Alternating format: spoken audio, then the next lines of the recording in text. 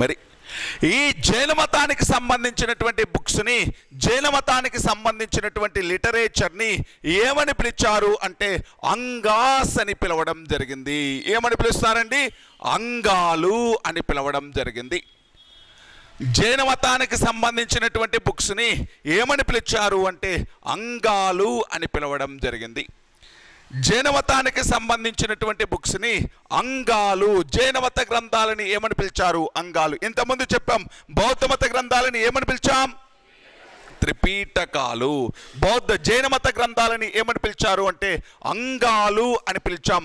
మొత్తం ఎన్ని అంగాలు ఉన్నాయి అంటే 12 అంగాలు ఉన్నాయి. అంటే అంగాలు మొత్తం ఎన్ని ఉన్నాయండి? 12 అంగాలు ఉంటాయి. జైన బుక్స్ని ఏమని పిలిచాం? అంగాలు. మొత్తం ఎన్ని అంగాలు ఉన్నాయి? 12. 12 అంగాలు అనేటువంటివి ఉంటాయి జైన మతానికి సంబంధించి. ఈ 12 అంగాలు లేకపోతే అంగాలు అనేటువంటివి ఏ మతానికి సంబంధించినవి అంటే జైన మతానికి సంబంధించినటువంటివి. ఇది కొంచెం ఇన్ఫర్మేషన్ జైన మతానికి సంబంధించినటువంటిది. నెక్స్ట్, జైన మతం అనేటువంటిది డిక్లైన్ అయిపోవడానికి రీజన్స్ ఏంటి, అంతమైపోవడానికి కారణాలు ఏంటి అనేటువంటిది చూద్దాం. జైన మతం అంతమైపోవడానికి కారణాలు, రీజన్స్ అనేటువంటిది నేను ఇక్కడ జైన మతాన్ని ఏ రాజులు ఫాలో అయ్యారు, ఏ రాజవంశాలు ఫాలో అయ్యారు, జైన మతానికి సంబంధించిన కన్స్ట్రక్షన్స్ ఏంటి, జైన మతానికి సంబంధించిన లిటరేచర్ ఏంటి, ఇవన్నీ ఇక్కడ చెప్పమండి.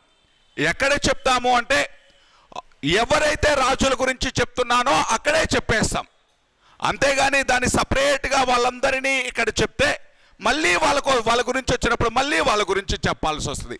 అందుకని మనం ఎప్పుడైనా అంటే ఎస్సే కానీ డిస్క్రిప్టివ్ క్వశ్చన్ కానీ రాసేటప్పుడు ఎక్కడెక్కడ ఉండేటువంటి పాయింట్స్ అన్నిటినీ కూడా పిక్ చేసుకొని వచ్చి దాన్ని రాయాలి. అంతేగాని ఒకే చోట డిస్క్రిప్టివ్ చెప్పేటప్పుడు వాటన్నిటి గురించి చెప్పుకుందాం. మనము ఆబ్జెక్టివ్ చెప్పేటప్పుడు ఎవడెవడు ఏ రాజులు ఫాలో అయ్యారు, ఏ రాజవంశాలు ఫాలో అయ్యారు, వాళ్ళు ఏ లిటరేచర్ వచ్చింది, ఏ బుక్స్ వచ్చింది, లేకపోతే వాటికి సంబంధించిన నిర్మాణాలు, ఇవన్నీ కూడా ఆ రాజవంశాలు అనేటువంటివి వచ్చినప్పుడు చెప్పేసుకుందాం. నెక్స్ట్ రాసుకుందాం, సైడ్ రైటింగ్ పెట్టుకుందాం. Declining of Jainism. జైన మతము అంతమైపోవడానికి రీజన్స్ ఏంటి?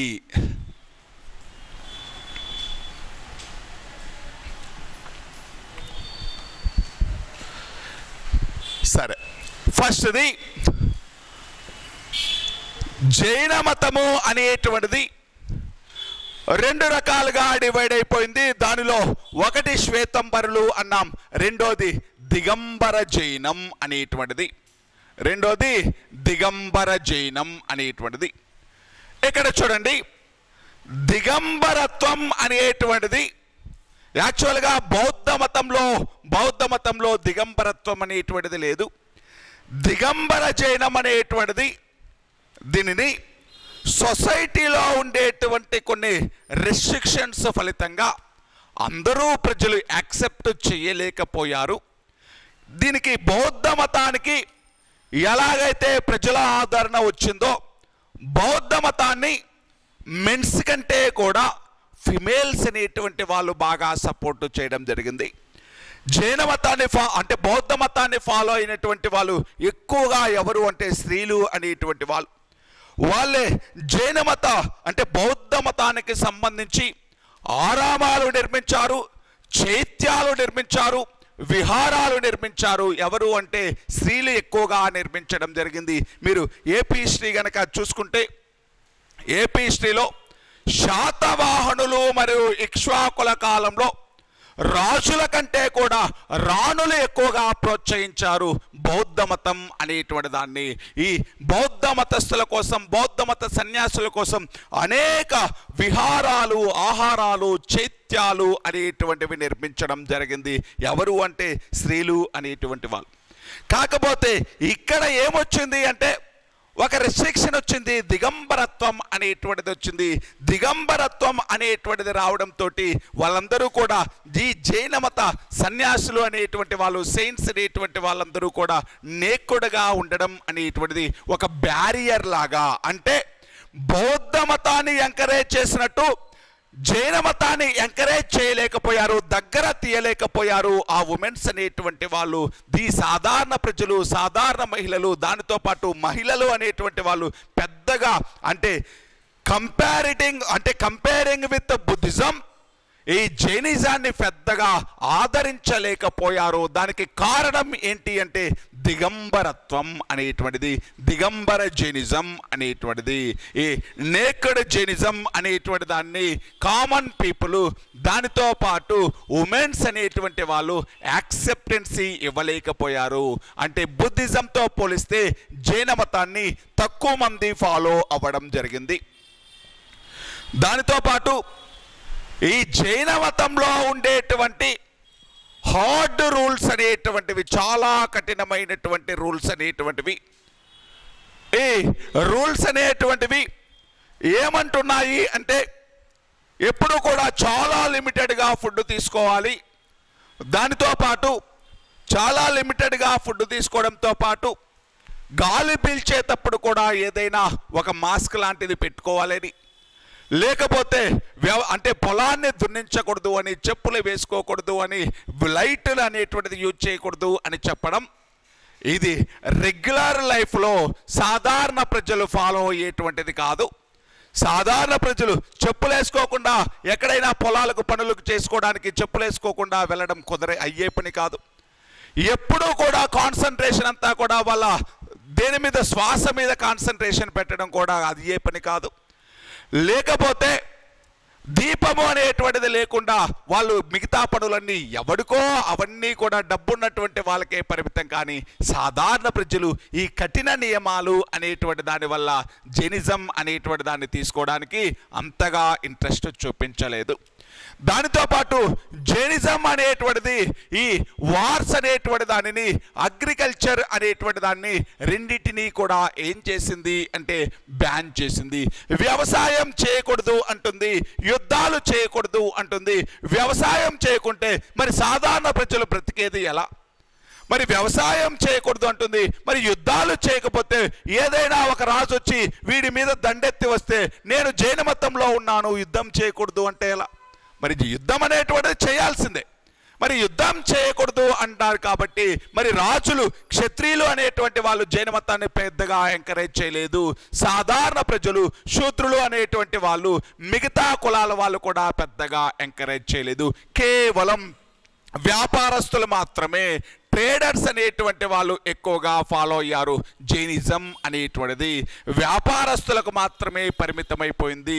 దిగంబరత్వం వల్ల స్త్రీలు పెద్దగా ఎంకరేజ్ చేయలేదు.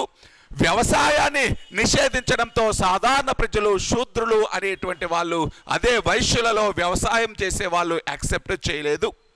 అదే యుద్ధం చేయకూడదు అనడంతో క్షత్రియులు కూడా పెద్దగా దీనిని అంటే జైనిజం అనేటువంటి దాన్ని యాక్సెప్ట్ చేయలేకపోయారు.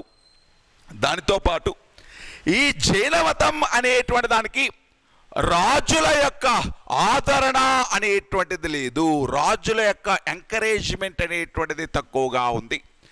జైనిజం అనేటువంటి దానికి ఈ రూలర్స్ అనేటువంటి వాళ్ళు తక్కువగా ఎంకరేజ్ చేయడం జరిగింది. రూలర్స్ అనేటువంటి వాళ్ళు తక్కువగా ఎంకరేజ్ చేయడం జరిగింది.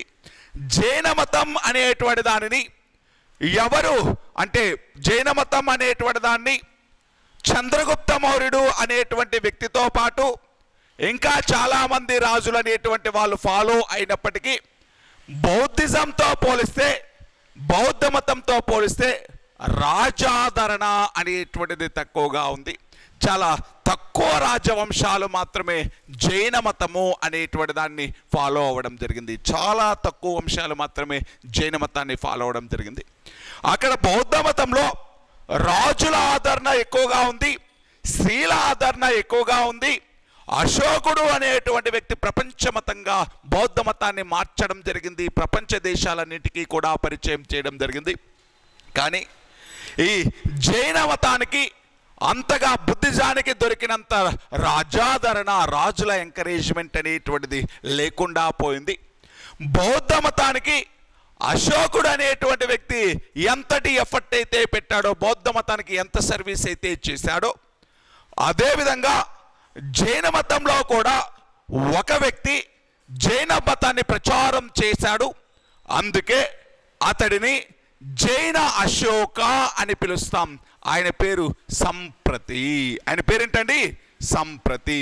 చంద్రగుప్త మౌర్యుడి తర్వాత బిందుసారుడు అనేటువంటి వ్యక్తి తర్వాత అశోకుడు అనేటువంటి వ్యక్తి రాజ్యాన్ని రెండుగా డివైడ్ చేసి కునాల అనేటువంటి వ్యక్తి, దశరథుడు అనేటువంటి వ్యక్తి, ఇద్దరు కునాల యొక్క కొడుకే సంప్రతి అనేటువంటి వ్యక్తి. అంటే ఏ వంశం ఇతంది? సంప్రతిది మౌర్య వంశం. సంప్రతిది ఏ వంశం అండి? మౌర్య వంశం. మరి ఈ సంప్రతి అనేటువంటి వ్యక్తి జైనిజాన్ని ఎంకరేజ్ చేస్తున్నటువంటి వ్యక్తి. అశోకుడి అంత సర్వీస్ చేశాడు జైన మతానికి. అందుకే సంప్రతిని ఏమని పిలుస్తాం? సంప్రతిని జైన అశోక. సంప్రతి ఏమని పిలుస్తారండి? జైన అశోక అని పిలవడం జరిగింది. రాజాదరణ అనేటువంటిది తగ్గిపోయింది. జైన మతానికి, బౌద్ధ మతాన్ని చాలా రాజవంశాలు ఎంకరేజ్ చేస్తే జైన మతాన్ని చాలా తక్కువ రాజవంశాలు మాత్రమే ఎంకరేజ్ చేయడం జరిగింది. జైన మతాన్ని ఫాలో అయిన, ఎంకరేజ్ చేసిన ప్రధానమైనటువంటి ఒక వంశం ఉంది, ఒక రాజ్యం ఉంది. వాళ్ళు ఎవరు అంటే రాష్ట్రకూటులు అనేటువంటి వాళ్ళు. జైనిజాన్ని ఎంకరేజ్ చేసినటువంటి, జైన మతాన్ని ఫాలో అయినటువంటి ప్రధానమైనటువంటి రాజవంశం ఏంటి అంటే రాష్ట్రకూట అనేటువంటి వంశం. రాష్ట్రకూటులు అనేటువంటి వాళ్ళు జైన మతాన్ని బాగా ప్రచారం చేసినటువంటి వాళ్ళు. జైన మతాన్ని ఎంకరేజ్ చేసినటువంటి రాజవంశం ఏంటి అంటే రాష్ట్రకూట అనేటువంటిది. రాష్ట్రకూట రాజవంశం అనేటువంటిది. ఇలా సాధారణ ప్రజలకు అందుబాటులో లేకపోవడం, రాజాదరణ అనేటువంటిది తగ్గిపోవడం, అక్కడ ఉండేటువంటి జైన మతంలో ఉండేటువంటి కఠినమైనటువంటి నియమాలు ఉండడం, జైన మతంలో ఉండేటువంటి దిగంబరత్వం అనేటువంటిది, జైన మతము అనేటువంటిది వ్యవసాయము, యుద్ధాలు నిషేధించడం, ఇలా డిఫరెంట్ రీజన్స్ వల్ల జైన మతము అనేటువంటిది 5th సెంచరీ తర్వాత పెద్దగా ప్రయారిటీలో లేదు. 5వ శతాబ్దం తర్వాత పెద్దగా ప్రయారిటీలో లేదు జైన మతం అనేటువంటిది. ఇంకా 11, 12 శతాబ్దాల తర్వాత జైన మతం నామినల్గా మిగిలిపోయింది, నామమాత్రంగా మిగిలిపోయింది జైన మతము అనేటువంటిది. నామమాత్రంగా మిగిలిపోయింది జైన మతం. మీరు ఇంతకుముందు బుద్ధిజం అనేటువంటిది అంతమైపోవడానికి రీజన్స్ ఏమని చెప్పాను? బుద్ధిజం అంతమైపోవడానికి రీజన్స్ ఏమని చెప్పాను? బుద్ధిజం అనేటువంటిది డిఫరెంట్ బ్రాంచెస్గా డివైడ్ అయిపోయింది. బుద్ధిజం అనేటువంటిది వివిధ శాఖలుగా డివైడ్ అయిపోయింది. ఆ శాఖల్లో వజ్రయానం అనేటువంటిది ఒక ప్రధాన రీజనం. దానితో పాటు ముస్లింల యొక్క అటాక్స్ అనేటువంటివి, ముస్లింల యొక్క దండయాత్రలు అనేటువంటివి, దానితో పాటు రాజుల యొక్క ఆదరణలు అనేటువంటివి తగ్గిపోవడం. రాజులు అనేటువంటి వాళ్ళు బౌద్ధ మతాన్ని పెద్దగా ఎంకరేజ్ చేయకపోవడం. గౌడ శశాంకుడు అనేటువంటి వ్యక్తి ఏం చేశాడని చెప్పాను? బుద్ధుడి యొక్క బోధి వృక్షాన్ని నరికించాడు. దానితో పాటు గౌతమ బుద్ధుడు అనేటువంటి వ్యక్తిని ఎలా మార్చేశారు హిందూ మతస్థులు అంటే, గౌతమ బుద్ధుడు అనేటువంటి వ్యక్తిని హిందువులు అనేటువంటి వాళ్ళు విష్ణువుకు ఉన్నటువంటి దశావతారాలు ఉన్నాయి చూడండి. విష్ణువుకు 10 అవతారాలు ఉన్నాయని చెప్తామా? విష్ణువుకు ఉండేటువంటి దశావతారాలు అంటే నరసింహ అవతారం కావచ్చు, కూర్మ అవతారం కావచ్చు, వరాహ అవతారం కావచ్చు, ఇలా ఉండేటువంటి 10 అవతారాల్లో 9వ అవతారం బుద్ధావతారం లాగా మార్చారు.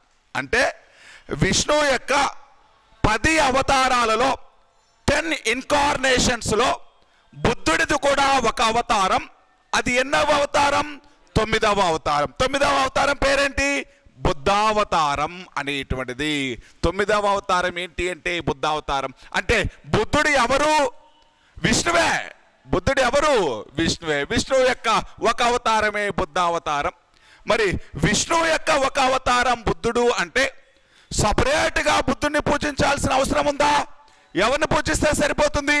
విష్ణువుని పూజిస్తే సరిపోతుంది. అందుకని ఇంకా బుద్ధుడిని పూజించినా ఒకటే, విష్ణువుని పూజ అదేదో విష్ణువుని పూజిస్తే సరిపోతుంది కదా అని చెప్పేసి బుద్ధుడిని హిందూ మతంలో కలిపేసుకోవడంతో, బుద్ధుడిని విష్ణువు యొక్క 9వ అవతారం లాగా చెప్పడంతో హిందువులు అనేటువంటి వాళ్ళు అంటే ఈ బుద్ధిజానికి ప్రయారిటీ అనేటువంటిది తగ్గిపోయి ఆ బుద్ధుడిని కూడా హిందూ మతం లాగా భావించి అతడిని హిందువుల్లాగా పూజించడం జరుగుతుంది. విష్ణువుని పూజిస్తే బుద్ధుడిని పూజించినట్టే అని ఫీల్ అవ్వడం జరిగింది.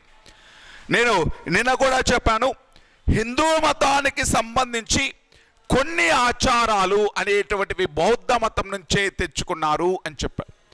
బౌద్ధ మతంలో మహాయాన బుద్ధిజంలో ఉండేటువంటి ఐడల్ వర్షిప్, విగ్రహారాధన అనేటువంటిది, బౌద్ధ మతంలో ఉండేటువంటి పూజా విధానం అనేటువంటిది అంటే ఆ దీపం వెలిగించడము అనేటువంటిది, లేకపోతే దీపం వెలిగించడంతో పాటు నైవేద్యాలు పెట్టడం, గంట కొట్టడం, ఇవన్నీ కూడా ఎక్కడివి? మహాయాన బుద్ధిజం. దానితో పాటు బుద్ధుడే అసలు విష్ణువు యొక్క అవతారం అనడంతో ఇంకా బుద్ధిజం అనేటువంటిది ఫాలో అవ్వకపోయినా పర్లేదు, విష్ణువుని పూజిస్తే సరిపోతుంది అని హిందువులు ఎక్కువగా అంటే ఎక్కువ మంది హిందూ మతాన్ని ఫాలో అవ్వడం జరిగింది. ఇలా బుద్ధిజం, జైనిజం అనేటువంటివి 10th సెంచరీ వచ్చేసరికి, 10వ శతాబ్దం వచ్చేసరికి చాలా వరకు ఎండ్ అయిపోయినాయి, చాలా వరకు డిక్లైన్ అయిపోయినాయి. ఈ 2 మతాల ప్లేస్లో తర్వాత కాలంలో వచ్చినటువంటి మతమే హిందూ మతం. ఈ హిందూ మతంలో కూడా 2 బ్రాంచ్లు అనేటువంటివి ఆధిపత్యం కోసం ఫైట్ చేసుకున్నాయి.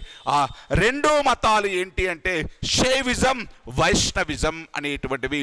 శైవ వైష్ణవ మతాలు అనేటువంటివి, ఈ శైవ వైష్ణవ మతాలు అనేటువంటివి ఈ బుద్ధిజం, జైనిజం ప్లేస్ని ఆక్రమించుకోవడం జరిగింది. తర్వాత కాలంలో శైవ వైష్ణవ మతాలు రెండిటిని, శివుడిని విష్ణువుని ఇద్దరిని కూడా ఒకేలాగా మార్చేయడం జరిగింది.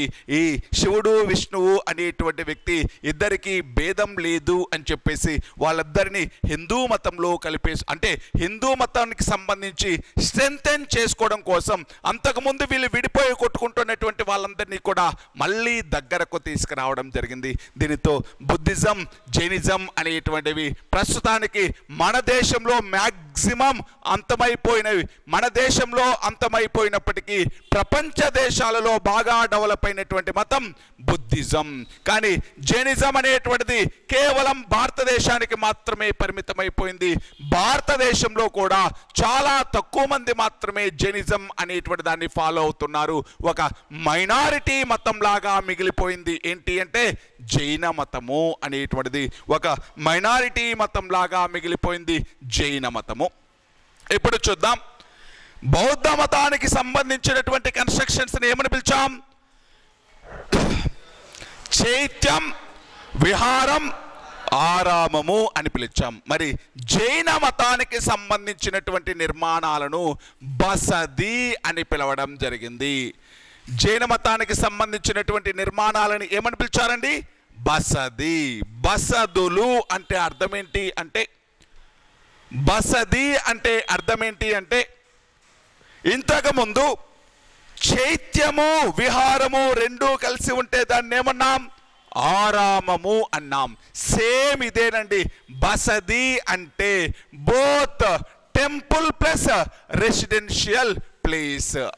టెంపుల్ ప్లస్ రెసిడెన్షియల్ ప్లేస్ అంటే ఇక్కడే గుడి ఉంటుంది, అక్కడే నివాసం కూడా ఉండడం జరుగుతుంది.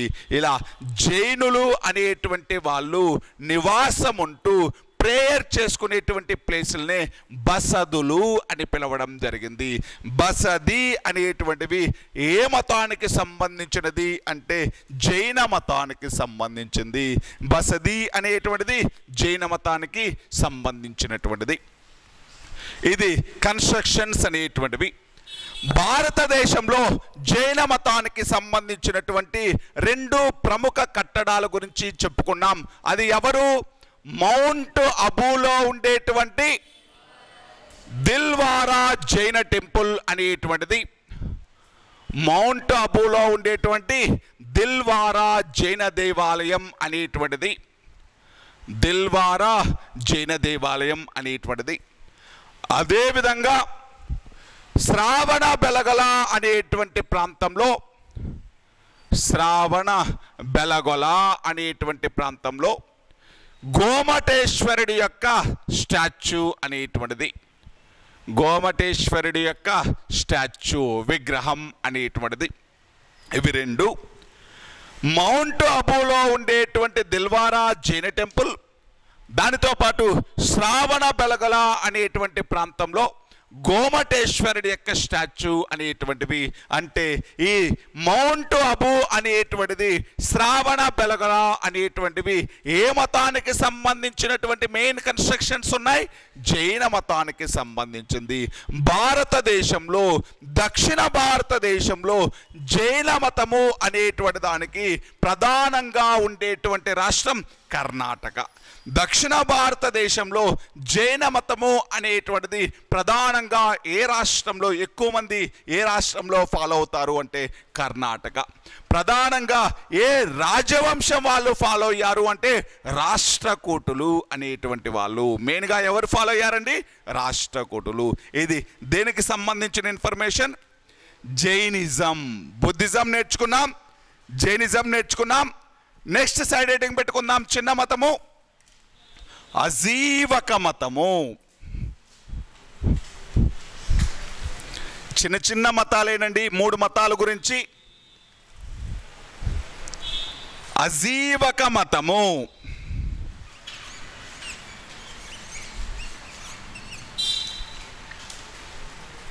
అజీవక. ఫౌండర్ మీకు మార్నింగే చెప్పాను, ఎవరైనా మక్కలి గోసాల పుత్ర. కొన్ని బుక్కుల్లో మాకలి గోసాల పుత్ర అని, లేకపోతే మాకలి గోసాల అని ఒక్కొక్కలాగా ఉంటుంది. మక్కలి గోసాల పుత్ర. కొంచెం స్పెల్లింగులు ప్రొనౌన్సియేషన్ అటు ఇటు ఉన్నా మీరు ఆప్షన్స్ని చూడండి. మక్కలి గోసాల పుత్ర ఏ మతాన్ని స్టార్ట్ చేశాడు? అజీవక మతం. ఇతను మక్కలి గోసాల పుత్ర అనేటువంటి వ్యక్తి ఎవరికి సమకాలీనుడు, ఎవరికి ప్యారలల్గా ఉన్నాడు? వర్ధమాన మహావీరుడు అనేటువంటి వ్యక్తి. వర్ధమాన మహావీరుడి యొక్క కొన్ని బుక్స్ ఏమో ఏమని చెప్తున్నాయి?